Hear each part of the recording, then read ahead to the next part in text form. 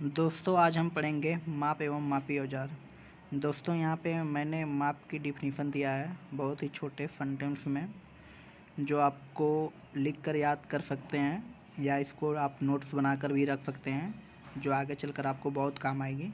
लेकिन दोस्तों मैं आपको बहुत ही अपने शब्दों में बहुत अच्छी तरह से समझाऊंगा, जिससे आप माप और एवं मापी औजार को अच्छे से समझ सकते हैं। दोस्तों इसका आप चाहे टेक्नीशियन हो, चाहे आप कारीगर हो, चाहे आप इंजीनियर हो, ठीक ना, तो इसका नॉलेज होना आपको बहुत ज़रूरी है। इसके बिना आपका सारा ज्ञान अधूरा है, क्योंकि कोई भी आप काम करोगे बिना मेजरमेंट के आप काम नहीं कर सकते, ठीक ना। तो इसका आपको मेजरमेंट यानी माप आपको आना ही चाहिए। तो दोस्तों आइए हम देखते हैं माप। माप क्या होता है दोस्तों? जब हम कोई भी पार्ट्स बनाते हैं तो उसका माप होना बहुत निश्चित है, तभी वो परिशुद्धता से उसे बनाया जा सकता है। दोस्तों जब हम कोई माप को मापते हैं तो मापने के लिए जिस औजार का यूज करते हैं उसे मापी यंत्र कहते हैं। दोस्तों माप की विधियाँ में हम ये जानेंगे कि जाब को हम किस किस तरीके से मापते हैं, ठीक ना दोस्तों, तो और किस किस यंत्र का हमें आवश्यकता पड़ती है। तो दोस्तों ये भी 3 प्रकार की होती हैं, ठीक ना। इसमें है डायरेक्ट मेजरमेंट। पहला है डायरेक्ट मेजरमेंट। दोस्तों मैंने पहले ही बता चुका है, मैंने आपको इसमें पढ़ूंगा नहीं, मैं केवल आपको समझाऊंगा कि मेजरमेंट होता क्या है। दोस्तों यदि आपको पढ़ना ही रहता तो आप किताब से भी पढ़ सकते हो। मेरा उद्देश्य बस ये है कि आपको नॉलेज देना, आपको समझाना, ठीक ना, कि होता क्या है। तो दोस्तों मैं वो चीज़ आपको बताऊंगा, और मैंने यहाँ पे जो लिखा भी है मैंने वो भी एकदम स्पष्ट शब्दों में लिखा है, बहुत ही छोटे से सेंटेंस में लिखा है, जो आपको अच्छे से समझ में आ जाएगा। और मैंने दोस्तों इसको समझाने के लिए कुछ फिगर का भी इस्तेमाल किया गया है, जो मैंने बुक से लिया है। तो आइए दोस्तों देखते हैं। दोस्तों ये जो माप की विधियाँ हैं ये भी हमारा 3 है। एक डायरेक्ट मेजरमेंट है, एक हमारा इनडायरेक्ट मेजरमेंट है, और एक हमारा है कंपेरेटिव। तो दोस्तों इसमें पहले मैं बता दे रहा हूँ डायरेक्ट मेजरमेंट क्या होता है। दोस्तों इसमें डायरेक्ट मेजरमेंट ये होता है कि जब हम कोई माप का जब नाप लेते हैं तो या तो हम डायरेक्ट स्केल से ले लें या वर्नियर कैलिपर से ले लो, ठीक ना। यानी डायरेक्ट हम स्केल से नाप कर बनाते हैं ना, तो वो हमारा डायरेक्ट मेजरमेंट में आता है, जिसको हिंदी में प्रत्यक्ष माप कहते हैं। यानी सीधे सीधे स्केल से माप लेते हैं यहाँ पे हमारा, ठीक ना। और ये जो जिन मापियों का प्रयोग करते हैं तो वो हमारा डायरेक्ट मेजरमेंट इंस्ट्रूमेंट में आते हैं, जैसे रूल हो गया, माइक्रोमीटर हो गया, वर्नियर कैलिपर हो गया, बेवल प्रोटेक्टर हो गया। तो आइए दोस्तों इसी प्रकार हम इनडायरेक्ट मेजरमेंट अर्थात अप्रत्यक्ष माप को देखते हैं। दोस्तों इसमें क्या होता है ना कि आप देखिए, इसको मैंने जो लिखा है आप इसको बाद में पढ़िएगा, पहले समझ लीजिए होता क्या है। दोस्तों इसमें ये होता है, ये ऐसा इंस्ट्रूमेंट होता है कि पहले हम स्केल से उसको नाप लेते हैं, फिर उसको उसी पर फिट कर लेते हैं, और फिर उसके बाद हम जाब को मापते हैं, ठीक ना। जैसे यहाँ पे फिगर में देखिए, पहले हम जो हमारा कैलिपर है, आउटसाइड कैलिपर ये है, इसको हम पहले फिट कर ले रहे हैं, ठीक ना। ये जो हमारा 1 इंच है उस पर हम फिट कर ले रहे हैं, और फिर इसको हम जॉब पे नापते हैं। तो इनडायरेक्ट जो मेजरमेंट होता है दोस्तों, इसको हम जैसे कोई जॉब बार बार नापना है हमें, तो वहाँ पे हम बार बार स्केल का यूज नहीं कर सकते, क्योंकि स्केल से हम काम करेंगे, बार बार नापेंगे तो हमारा समय ज़्यादा लगेगा। इसलिए हम इनडायरेक्ट मेजरमेंट का हम ऐसा यूज करते हैं कि एक बार उसे फिट कर लो, बार बार नापते रहो। इसी प्रकार हम गेज का भी प्रयोग करते हैं। जैसे कंपनियों वगैरह में आप देखे होंगे, जब आप कोई पार्ट्स बनाते हैं, जैसे उसमें ड्रिलिंग विलिंग वाला रहता है, तो उसमें उसका बोर नापने के लिए, ठीक ना, होल नापने के लिए आप एक गेज का प्रयोग करते हो। गेज डालोगे निकालोगे, गेज डालोगे निकालोगे कि गेज जा रहा है कि नहीं। यदि चला जा रहा है तो पास है, नहीं जा रहा है, ठीक ना, तो वो दिक्कत है। तो उसमें एक होता है गो और नो गो। तो गो चला जाना चाहिए और नो गो नहीं जाना चाहिए। तो ये हम इस तरह चेक करते हैं। तो ये हमारा सब इनडायरेक्ट मेजरमेंट में आता है। तो दोस्तों इसी प्रकार हमारा तीसरा है, आगे बढ़ते हैं हम। इसी प्रकार हमारा ये तीसरा है तुलनात्मक माप, जिसे कंपैरेटिव मेजरमेंट कहते हैं। दोस्तों आपने देखा होगा जब घर बनता है या कोई भी, तो वहाँ पे हम रिंग बनाने के लिए एक 1 मीटर के समथिंग एक छड़ काटते हैं या 1 गज का।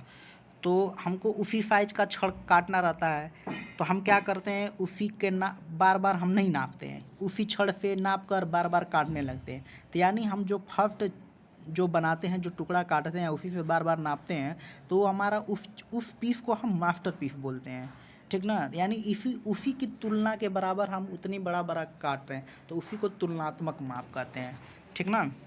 वो कंपैरेटिव मेजरमेंट में आ जाएगा। तो आइए दोस्तों, मापी यंत्रों के प्रकार। दोस्तों ये 2 प्रकार के होते हैं। इनमें क्या होता है ना कि ये कितना न्यूनतम माप सकते हैं, उसके आधार पर ये मापी यंत्र हैं, ठीक ना।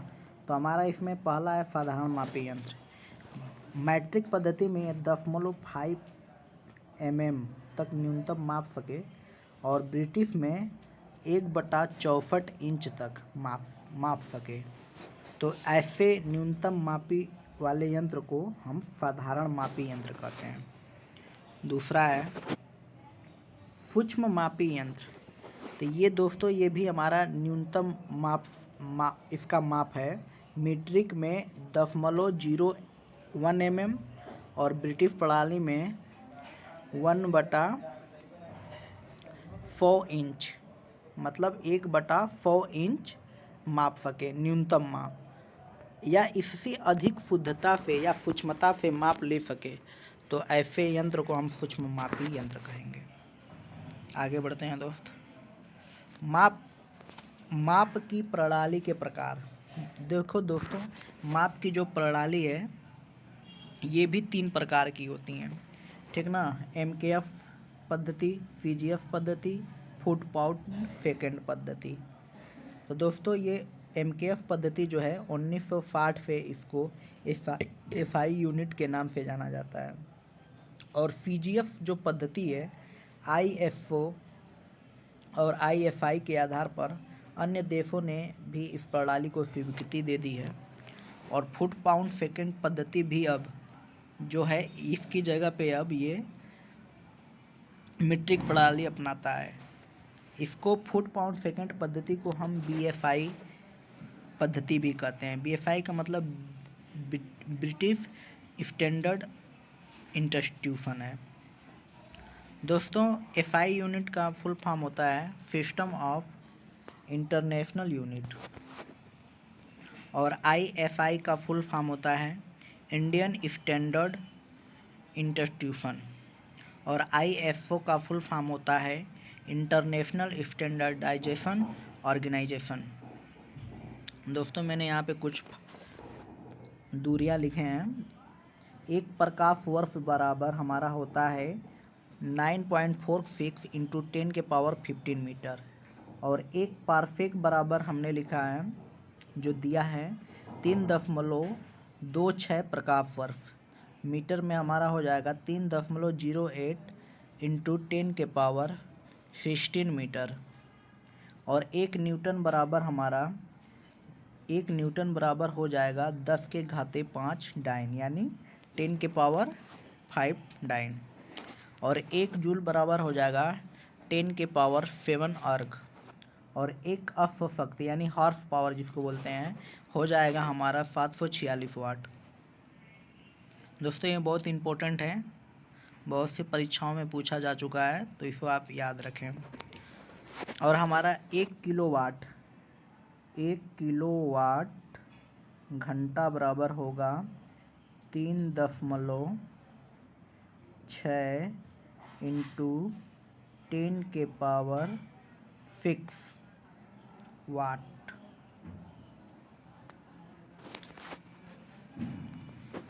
बढ़ते हैं दोस्तों आगे। देखिए यहाँ पे हमने CGF पद्धति में और MKF पद्धति में संबंध बताया। दोस्तों ये तो बहुत ज़्यादा लेंथी था, तो मैंने इसको शॉर्ट में किया है। आपको ये चीज़ें बहुत अच्छे से समझ में आ जाएगी, आप बस इसको देखकर भयभीत मत होना। ये बहुत ईजी है, कुछ है नहीं। दोस्तों आप जानते हो इसमें कि एक किमी में कितने 1000 मीटर होते हैं, और वही हमारा 1 मीटर में 1000 mm और 100 सेंटीमीटर होते हैं। दोस्तों यहाँ तक सबको याद होता है। और हमारा ये जो पॉइंट है ये भी कभी कभी पूछता है 10 mm बराबर 1 सेंटीमीटर होता है। तो दोस्तों यहाँ पे हम 10 सेंटीमीटर को हम 1 डेसीमीटर भी कहते हैं, और 10 डेसीमीटर बराबर हमारा होता है 1 मीटर। तो ये जो हमने लाल से लिखा है ये भी इम्पोर्टेंट है। और देखो दोस्तों, इसमें कोई ज़्यादा अंतर नहीं है। जो हमारा ये हमारा लंबाई से संबंधित है, ये जो हमारा है लंबाई से संबंधित है, और इस साइड का हमने जो बनाया है ये हमारा वजन से संबंधित है, यानी तोल से। तो देखो बस यहाँ एम के जगह यहाँ पे जी हो गया है, ठीक ना, और एम के जगह हमारा यहाँ पे एम जी हो गया है, ठीक ना, यानी मीटर के जगह यहाँ पे ग्राम हो गया है। तो दोस्तों देखो यहाँ पे 1 केजी बराबर सबको मालूम है, 1 केजी बराबर होता है 1000 ग्राम। अब दोस्तों यहाँ पे इसको 1 ग्राम में हमारा होता है, 1 ग्राम में होता है हमारा 1000 मिलीग्राम। तो दोस्तों सेम प्रोसेस लंबाई वाला इसमें भी होता है, ठीक ना। तो हमारा यहाँ पे 1 ग्राम में हमारा 1000 मिलीग्राम होगा, तो उसमें हमारा 1 ग्राम बराबर हमारा 100 सेंटीग्राम भी होता है, 100 सेंटीग्राम भी होता है। तो वही हम कह सकते हैं कि 1 मिलीग्राम बराबर 1 सेंटीग्राम हम लिख सकते हैं। तो दोस्तों यहाँ पे हमारा 10 सेंटीग्राम बराबर हो जाएगा 1 डेसीग्राम हो जाएगा, और 10 डेसीग्राम बराबर हमारा हो जाएगा 1 ग्राम। दोस्तों ये हमारा बहुत ही इम्पोर्टेंट है, इसको याद रखना क्योंकि ये भी पूछे जाते हैं। आगे बढ़ते हैं दोस्तों, वही चीज़ MKF में हमारा कोण के माप। तो कोण में भी देख लीजिए, कोण में भी है एक वृत्त बराबर होता है 400 ग्रेड। तो एक समकोण में हमारा 100 ग्रेड हो जाएगा, क्योंकि वृत्त में हमारा 360 एंगल का होता है, ठीक ना। तो एक वृत्त में 4 समकोण होते हैं, तो हमारा 400 ग्रेड। तो एक समकोण में हमारा 100 ग्रेड हो जाएगा। और वही 1 ग्रेड में हमारा 100 मिनट होता है, 1 ग्रेड में हमारा 100 मिनट होता है। तो 1 मिनट में आप जानते ही हो 60 सेकेंड होता है। आगे बढ़ते हैं दोस्तों, यहाँ पे कभी कभी क्वेश्चन पूछ देता है कि जैसे देखिए हम यहाँ पे मैंने एक क्वांटिटी पर भी मैंने बताया था, फिजिकल क्वांटिटी, ठीक ना। तो उसमें हमारा एक चैप्टर है, उसमें हमने बहुत से 10 के पावर घात के रूप में मैंने कुछ बताए हैं, उसको आप देख लीजिएगा वहाँ पर जाकर, ठीक ना। जैसे यदि हम 10 है, 10 को हम क्या लिख सकते हैं, 10 के घाते 1। यदि वही हमारा 1/10 होता, यदि वही चीज़ हमारा 1/10 होता, तो हम इसको कितना लिखते हैं, 10 के घाते -1। और वही दोस्तों यदि हमारा 100 होता, तो 100 को हम क्या लिखते हैं, 10 के घाते 2, ठीक है दोस्तों। तो इनका भी यूज होगा, मैं बताऊंगा। अब देखिए दोस्तों, यहाँ पे फुट पाउंड सेकेंड प्रणाली अथवा ब्रिटिश प्रणाली को भी हम देखते हैं। दोस्तों ये बहुत इंपॉर्टेंट है, इनसे क्वेश्चन बहुत ज़्यादा पूछे जाते हैं। इनमें मैं बता दे रहा हूँ आपको, मतलब आधे से ज़्यादा तो आपको आते ही होंगे, और नहीं याद होंगे तो आप इसको याद कर लीजिएगा। ये बहुत इंपॉर्टेंट है, जो मैंने एक जगह आपको दे रहा हूँ। दोस्तों यहाँ पे पहले हम लंबाई के बारे में पढ़ लेंगे, ठीक ना, जिससे हम लोग को समझना काफ़ी आसान हो जाएगा। क्योंकि जब जो चीज़ हमें जो आ रहा है, जब उसे हम क्लियर कर लेंगे ना, तो जो हमें नहीं आ रहा है तो उनकी संख्या बहुत कम बचेगी, और जिससे वो हमें आसानी से याद हो जाएंगे। तो देखो दोस्तों, 1 मील बराबर होता है 1760 गज, और 1 गज में होता है हमारा 3 फुट, और 1 फुट में आप जानते ही हो 12 इंच होता है, और एक जो इंच होता है दोस्तों उसमें 8 फुट होते हैं, और 1 इंच का जो 64वां भाग होता है, ठीक ना, आप 64वें भाग करेंगे, ठीक ना, तो उसे हम कहेंगे 1 जूल, ठीक ना। तो 1 इंच में हमारा 64 जूल होता है, ठीक ना, 1 इंच में हमारा 64 जूल होता है। तो दोस्तों ये हमारा लंबाई से संबंधित था, ठीक ना। अब यहाँ हम पढ़ेंगे वजन से संबंधित, ओजन से संबंधित। 100 बराबर होता है 4 क्वार्टर, एक क्वार्टर में हमारा होता है 28 पाउंड, और एक पाउंड में होता है 16 ऑunce, और एक ऑunce में होता है 16 ड्राम, और एक ड्राम में होता है हमारा 2711.32 ग्रेन। ठीक ना दोस्तों, तो ये हमारा वजन से संबंधित है, मास। ठीक ना। अब हम पढ़ेंगे वॉल्यूम से संबंधित, यानी आयतन से संबंधित। तो एक ब्रिटिश इंपीरियल गैलन में बराबर होता है 1.2 यूएस गैलन। दूसरा है दोस्तों, एक घन फुट में कितने यूएस गैलन होगा, तो वो हमारा होगा 7.48 यूएस गैलन। और एक यूएस गैलन में हमारा होता है 231 घन इंच होता है। और एक गैलन में हमारा 4 क्वार्टर होता है, और एक क्वार्टर में 2 पैंट होता है, और एक पैंट में हमारा 4 गिलट होता है। दोस्तों ये हमारा आयतन से संबंधित था। आगे बढ़ते हैं दोस्तों, इसको आप लिखोगे, ठीक ना। ये चीज़ तो आपको याद ही करनी पड़ेगी, और जब तक आप इसको याद नहीं कर पाओगे तब तक आप इसकी सटीकता से अनुमान नहीं लगा पाओगे। ठीक ना। तो इसको आपको याद करना पड़ेगा।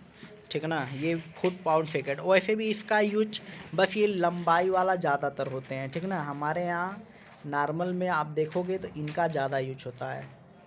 ठीक ना। तो इनको आपको याद करना पड़ेगा, ये लंबाई वाला आपको याद तो करना ही पड़ेगा। आगे बढ़ते हैं दोस्तों, और एग्ज़ाम के दृष्टि से तो इसमें आपको याद करना ही पड़ेगा मैक्सिमम। आगे बढ़ते हैं दोस्तों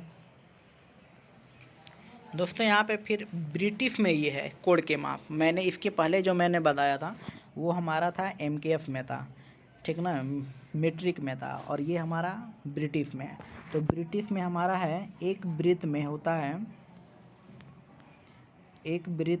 है हमारा 360 डिग्री, और एक समकोण में होता है हमारा 90 डिग्री, और एक डिग्री में होता है हमारा 60 मिनट, और एक मिनट में होता है हमारा 60 सेकेंड।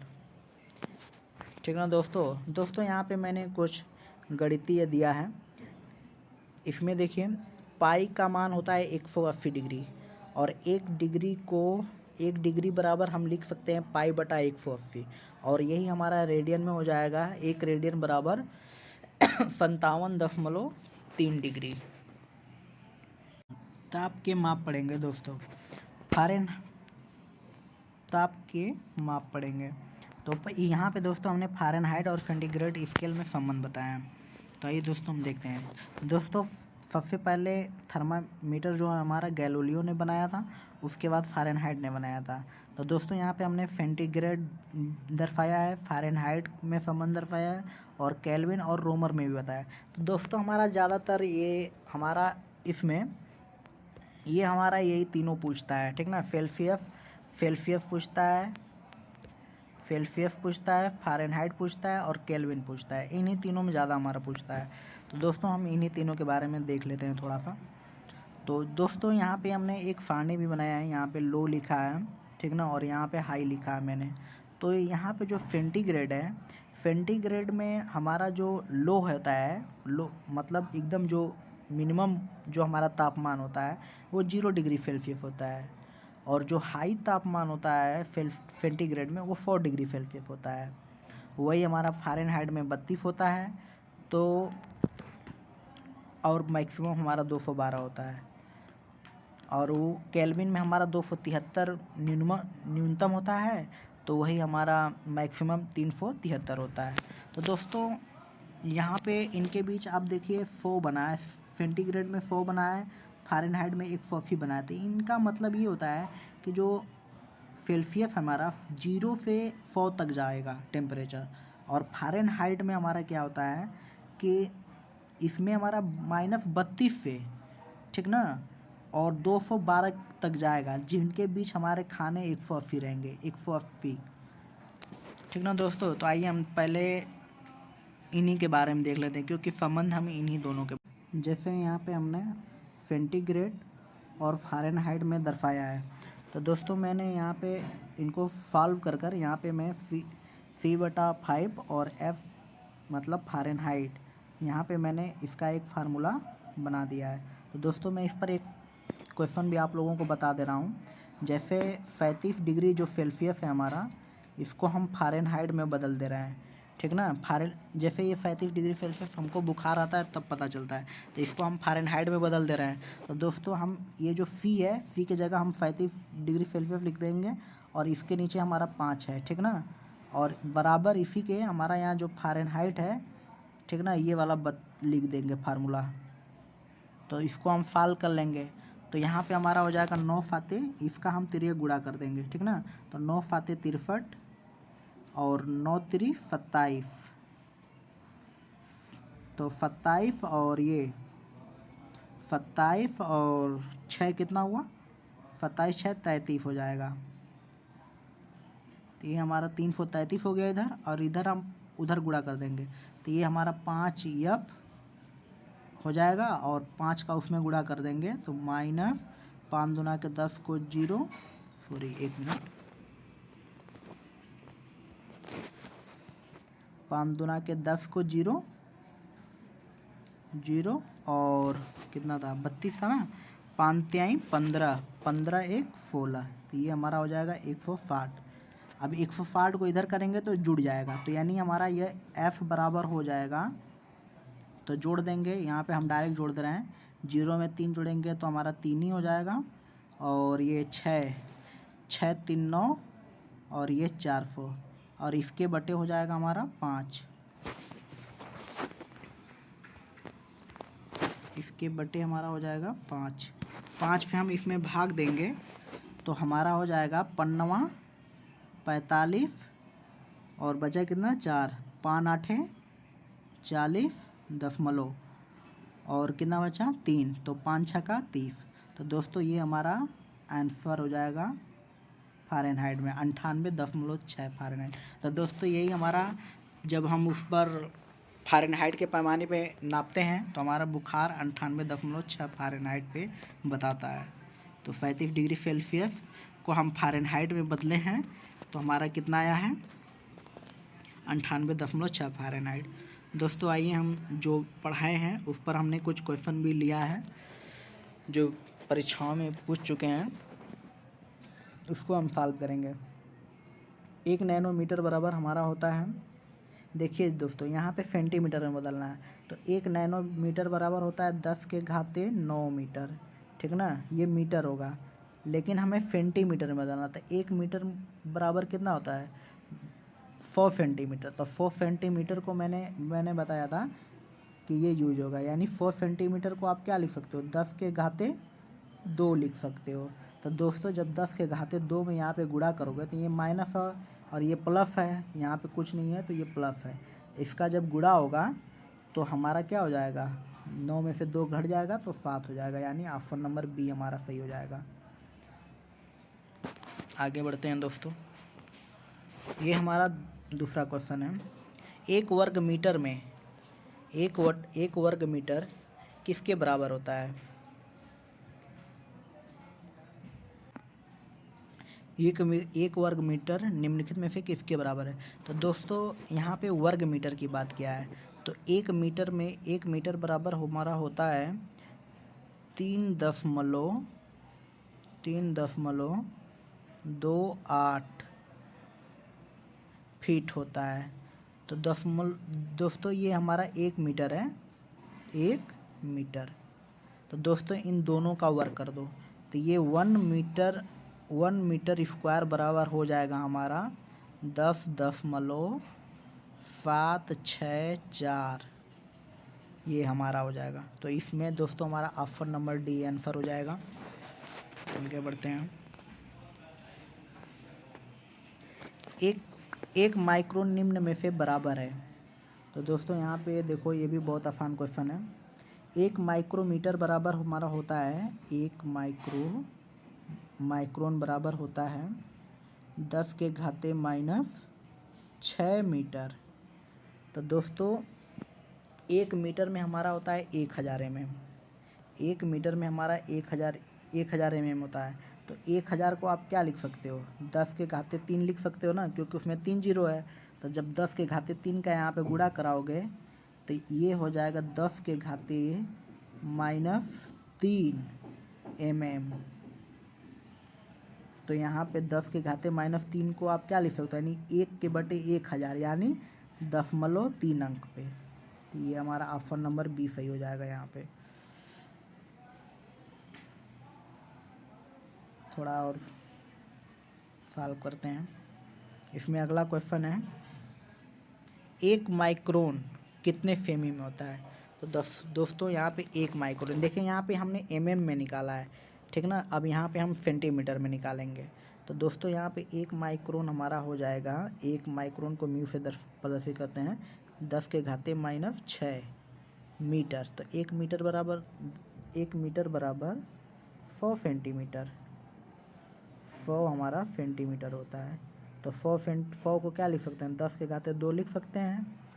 तो इसमें 10 के घाते 2 का गुणा हो जाएगा, तो ये हमारा कितना हो जाएगा, 10 के घाते -4, ठीक ना। तो -4 का मतलब क्या होगा, -4 का मतलब हमारा हो जाएगा 4 अंक पे, यानी ऑप्शन नंबर यहाँ पे हमारा बी सही हो जाएगा। ऑप्शन नंबर बी हमारा सही हो जाएगा। आगे बढ़ते हैं दोस्तों। यहाँ पे हमारा दिया है 1 किलोवाट घंटा का मान। दोस्तों इसमें मैंने बताया था 3.6 गुणे 10 के घाते 6। ऑप्शन नंबर ए सही हो जाएगा। अगला क्वेश्चन है 1 मीटर में कितने डेसीमीटर होते हैं। तो देखो जी, डेका पूछेगा तो -10 के घाते -1 हो जाएगा, ठीक ना। लेकिन यहाँ पे 1 मीटर में डेसीमीटर पूछ रहा था दोस्तों, ये हमारा 10 हो जाएगा, ठीक ना।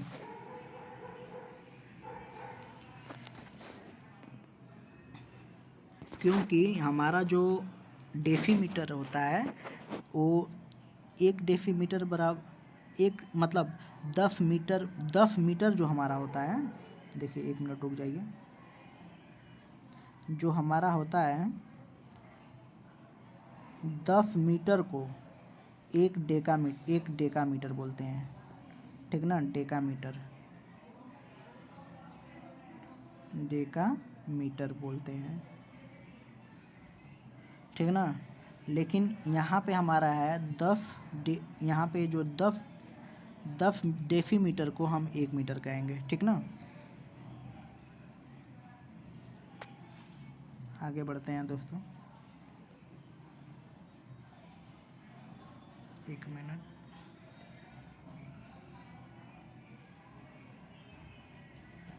आगे बढ़ते हैं। 1 हार्स पावर बराबर होता है हमारा 746 वाट।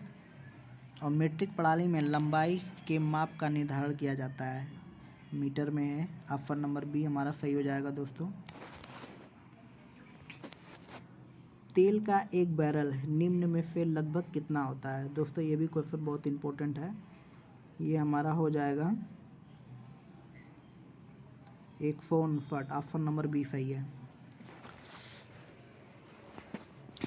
अगला क्वेश्चन है दोस्तों, माप की कौन सी इकाई को 0.39 से गुणा करने पर इंच प्राप्त होता है। तो दोस्तों इसका आंसर बी हो जाएगा।